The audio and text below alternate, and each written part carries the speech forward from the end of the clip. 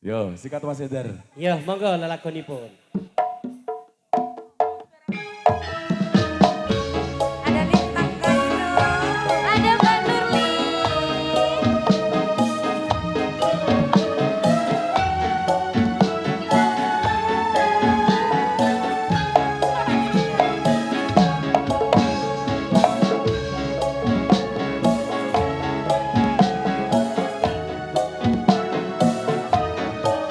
Nabi Ratul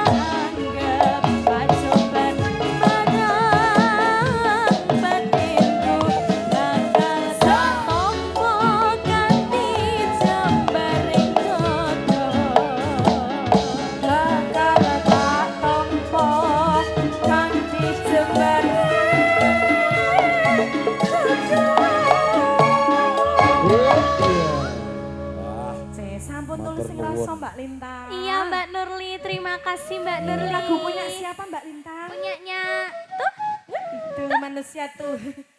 Mbok sing Ayah nganu. gelis. Ayah Pendeng. Ayah gelis. Oh, Anaknya Gelis. namanya Gelis. Oh namanya Gelis. Karena dia dulu waktu istrinya hamil. Gimana, suka gimana? bully aku. Jadinya Gelis seperti aku.